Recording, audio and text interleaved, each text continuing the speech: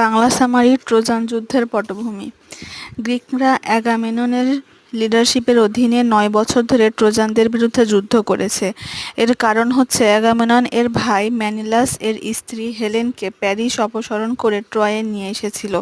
Paris হচ্ছে ট্রয়ের রাজা, king প্রিয়ামের পুত্র। কিন্তু সুদীর্ঘ ৯ বছর ধরে যুদ্ধ করার পরেও গ্রিকরা ট্রয় জয় করতে পারে না।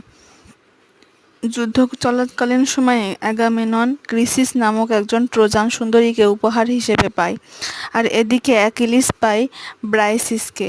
অ্যাগামেমননের ক্রাইসিসকে ফিরিয়ে না দেওয়া।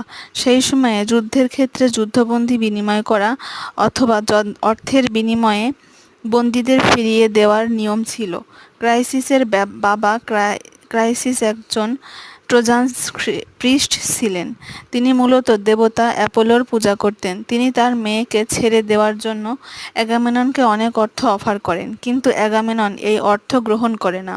সে এটা ঘোষণা করে যে ক্রাইসিসকে সে নিজের কাছেই রাখবে, কোনরূপ টাকা গ্রহণ করবে না।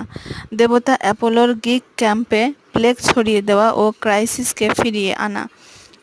এতে ক্রাইসিস হতাশাগ্রস্ত হয়ে দেবতা অ্যাপোলো এর কাছে সাহায্য চায়। দেবতা অ্যাপোলো তাকে সাড়া দিবে সাড়া দিয়ে গ্রিক ক্যাম্পে প্লেগ রোগ ছড়িয়ে দেন। এতে অনেক গ্রিক সৈন্য মারা যেতে থাকে।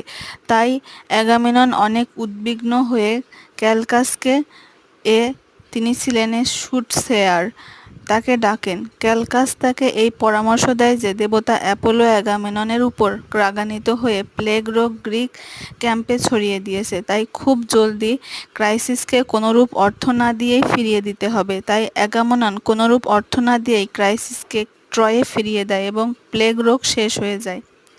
অ্যাকিলিস এর যুদ্ধ না করার সিদ্ধান্ত এবং ট্রোজানদের আক্রমণ। অ্যাগামেমনন এবার অ্যাকিলিসের কাছে থাকা ব্রাইসিসকে পেতে চায়।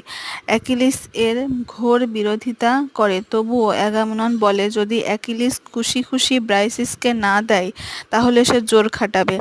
অ্যাকিলিস এতে খুব অপমানিত অনুভব করে। সে খুব রেগে যায় এবং যুদ্ধ আর না করে ফিরে যাওয়ার সিদ্ধান্ত নেয়। যখন এই খবরটা ট্রোজানরা জানতে পারে যে অ্যাকিলিস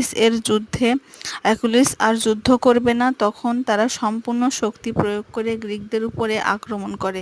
অ্যাগামেমনন কোনোমতেই আর ট্রোজানদের বিরুদ্ধে পেরে ওঠে না।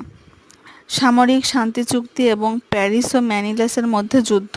তাই সে সাময়িক শান্তি চুক্তি করে। এই সময়টায় প্যারিস এবং ম্যানিলাসের মধ্যে একটা যুদ্ধ হয়। এর শর্ত এমন ছিল যে যদি ম্যানিলাস যেতে তাহলে হেলেনকে নিয়ে তারা গ্রিসে ফিরে যাবে, আর যদি প্যারিস যেতে তাহলে